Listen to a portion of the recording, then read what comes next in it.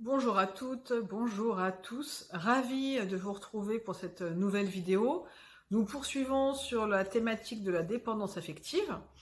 Je vais reprendre un petit peu les sources de façon un peu plus détaillée et puis commencer à amorcer un peu des solutions, en tout cas des techniques, des outils qui peuvent justement nous permettre de commencer à prendre conscience de cette dépendance et de pouvoir amorcer le changement. Alors, pour reprendre un petit peu les bases, comme je l'avais dit dans la vidéo précédente, ça vient souvent de la petite enfance, en tout cas de l'enfance. Comme vous le savez, quand nous arrivons sur Terre, nous avons de toute façon deux dépendances qui automatiquement voient le jour. Tout d'abord, c'est la dépendance alimentaire. On a besoin que quelqu'un nous nourrisse, nous amène en tout cas la nourriture, et nous avons également le besoin de soins. Voilà, quelqu'un qui prenne soin de nous, de notre corps, la toilette, etc., etc.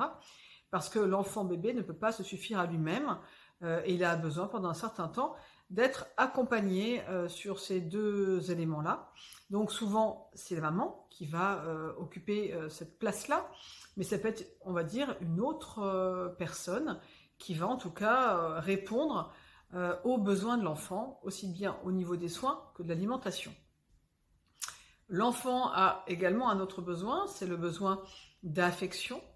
Et justement, la dépendance affective va se développer, elle va prendre ses sources dès le plus jeune âge, et elle va évidemment évoluer au fur et à mesure. Donc, être dépendant, un petit peu dépendant, évidemment, c'est assez logique, j'ai envie de te dire.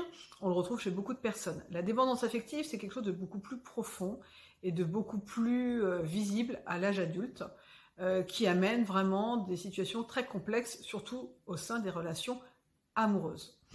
Ce lien en fait affectif a été dysfonctionnant en fait dans la petite enfance. Il y a comme un manque affectif, un manque de repères affectifs, et ça va devenir anxiogène. C'est donc la grande différence. Dans cette petite enfance, cette base venant de ce manque affectif va se rajouter très très souvent des phrases que l'enfant va entendre tout au long de sa jeunesse, ou même sur une partie assez restreinte, mais en tout cas des phrases qu'il a entendues, et en effet qui vont rester un peu engrammées en lui. Alors je vais vous donner par exemple deux exemples de phrases. Alors évidemment, en tant que parent, on ne se rend pas forcément compte de leur portée, on ne se rend pas compte que ça pourrait avoir ces répercussions là sur le futur, et c'est la raison pour laquelle, si vous écoutez cette vidéo, ça peut être vous être utile pour mieux comprendre quelqu'un qui est proche de vous, et tout simplement aussi être conscient de ce que les mots employés peuvent avoir comme répercussion dans la vie future de nos enfants. Il y a par exemple une phrase type qui va être un enfant rentre de l'école, il est plein de vie encore, hein, il a envie de jouer, de faire du bruit, et puis on va lui dire, écoute, sois gentil, ta maman est vraiment épuisée, alors arrête de jouer, arrête de faire du bruit. Ça peut être une phrase qui ressemble vraiment, hein, par exemple, bon écoute, reste tranquille, reste dans ta chambre, on ne veut plus t'entendre, papa a une migraine, et là c'est plus possible, donc là, plus de bruit. Et en fait, l'enfant va finalement comprendre, entendre que pour être aimé de ses parents, il doit faire passer leurs besoins avant les siens. Donc, cet élément va être absolument crucial dans son développement. Alors, pour être clair, ça peut évidemment toucher toutes les personnes. Moi, je le retrouve très très souvent chez des gens qui sont hypersensibles, donc qui ont cette sensibilité exacerbée, et donc du coup pour lesquels les mots, les sensations, les émotions vont être décuplées. Donc un enfant qui a entendu ces mots-là, qui a fait les conclusions, une conclusion du type moi pour être aimé, il faut que je fasse passer les besoins des autres avant les miens. Et ça, à l'âge adulte, ça va donner des adultes qui vont toujours s'occuper des autres. On retrouve même des adultes, finalement, où leur source de bonheur et de satisfaction passe par le fait de pouvoir combler les besoins des autres. Alors là, on est totalement en dépendance affective. Ce sont souvent des adultes qui n'ont même plus conscience de leurs propres besoins. Quand on leur demande, mais toi, de quoi as-tu envie? Quels sont tes besoins? Qu'est-ce qui te fait plaisir? Qu'as-tu envie de vivre? Et là, on a un grand blanc où on a des phrases du type, bah moi, ce qui me fait vraiment plaisir, c'est quand je vois mes enfants comblés par une sortie. Moi, ce qui me fait plaisir, c'est quand mon conjoint, je préparais une fête ou quelque chose, puis que je le vois heureux. En fait, leur bonheur passe par le fait d'avoir comblé les besoins de l'autre, les besoins des autres, et ils ont totalement oublié les leurs. Et ça, c'est typique de la dépendance affective. Alors, on se pose toujours la question, est-ce que la dépendance affective, c'est une fatalité? Est-ce qu'on peut en sortir? Est-ce que c'est une pathologie? En tout cas, ce qui est certain, c'est qu'on peut en sortir. Voilà, on peut en sortir.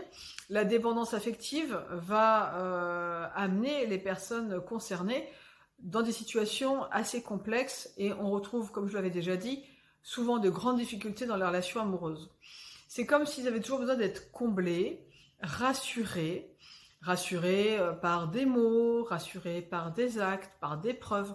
Et la grande difficulté du dépendant affectif, c'est que ces preuves vont pouvoir, par exemple, le soulager, le satisfaire, le mettre en sécurité pendant 1 heure, 2 heures, allez, 4 jours. Et puis en fait, finalement, le vide étant toujours là, c'est un besoin qui est omniprésent et tout le temps le besoin que l'autre le comble.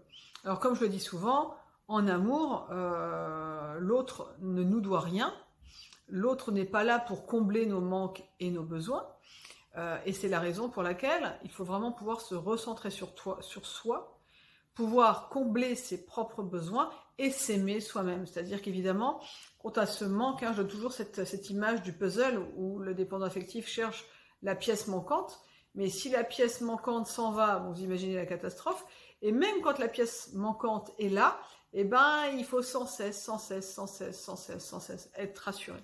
Et donc ça peut être extrêmement fatigant aussi pour la personne qui est en couple avec un dépendant affectif, qui est toujours en demande, qui est toujours insatisfait finalement, et qui n'est jamais rassasié, rassuré et en sécurité. Donc là, la première piste que je vous propose dans cette vidéo, c'est de pouvoir commencer à prendre conscience de toutes ces routines, de toutes ces habitudes que vous avez et qui tournent autour de la dépendance affective. Alors, pour pouvoir noter ces routines, l'idée est juste de pouvoir vous dire, voilà, un dépendant affectif recherche l'amour en comblant le besoin de l'autre. Alors moi, qu'est-ce que je fais chaque jour pour combler le besoin des autres?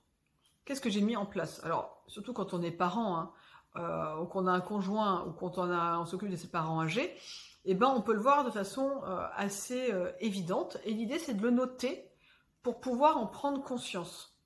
En fait, la dépendance affective, on peut en sortir, mais ça demande évidemment un cheminement. Ça commence par des prises de conscience, savoir déjà qu'on est dépendant affectif. Ensuite, se rendre compte de comment on les met en place tous les jours pour pouvoir changer. Le changement, de toute façon, ça commence non pas par l'intellectualisation des choses, même si c'est la première chose que l'on fait. L'idée, c'est vraiment de changer d'état d'esprit, de changer ses habitudes, de prendre conscience de notre fonctionnement, afin de pouvoir le modifier et de se recentrer sur soi. Donc ça, on reverra ça dans la prochaine vidéo. L'idée, c'est au bout d'un moment de se dire, voilà, la personne la plus importante pour moi, c'est moi, et ce n'est pas du tout de l'égoïsme. Il y avait une citation, alors je ne pourrais pas la retrouver telle qu'elle, mais en tout cas l'idée y est, c'est de dire, il est bien égoïste de ne pas penser à soi. On est bien égoïste par rapport à soi-même. Donc au bout d'un moment, c'est important de prendre soin de soi, de se retourner vers soi, de combler ses propres besoins et d'être pratiquement en autosuffisance. L'autre, dans ce cas-là, sera un plus, une énorme cerise sur le gâteau, une histoire d'amour qui va nous apporter du bonheur, de la joie, etc. Mais ce ne sera pas un besoin. Et surtout, notre bien-être ne dépendra plus de l'autre. Parce que le drame dans la dépendance affective, c'est que pour être heureux, nous avons besoin que l'autre le soit. Nous avons besoin que l'autre nous aime à travers cette manière que nous avons de fonctionner. Et comme l'autre n'est pas nous, forcément, nous sommes toujours insatisfaits. Donc, c'est comme un puits sans fond. Et c'est la raison pour laquelle ça demande énormément d'énergie aux dépendants affectifs. Et souvent, ils se sentent incompris, ils trouvent que l'autre ne fait pas assez attention, l'autre n'est pas assez affectueux, l'autre n'appelle pas assez, etc., etc. Et il y a beaucoup de plaintes par rapport au compagnon ou à la compagne. Voilà. Donc, premier exercice, par rapport à la dépendance affective, notez un petit peu toutes vos routines, tout ce que vous mettez en place quotidiennement qui ressemble à ce lien et à cette dépendance affective. L'idée, en fait, c'est au fur et à mesure de pouvoir aller vers un rapport beaucoup plus sain, beaucoup plus équilibré. Et quand on aime l'autre, on l'aime avec ses qualités et ses défauts, comme il est, et on ne lui demande rien, et surtout pas de changer. Voilà. Et ça, c'est vraiment une partie qui est souvent plus complexe. Et finalement, on se rend compte que si on sort de la dépendance affective, c'est évidemment beaucoup plus simple. Tant qu'on est en dépendance, sincèrement, c'est quasiment impossible de l'atteindre. Par contre, on peut sortir de la dépendance affective et sachez que c'est possible, donc c'est la bonne nouvelle, ce n'est pas une pathologie incurable. Voilà. Merci d'avoir suivi cette vidéo jusqu'au bout. N'hésitez pas évidemment à la partager. On ne se rend pas compte à quel point la dépendance affective fait des ravages et surtout également sur les gens qui vont vivre des relations toxiques. J'ai envie de dire, c'est presque les cibles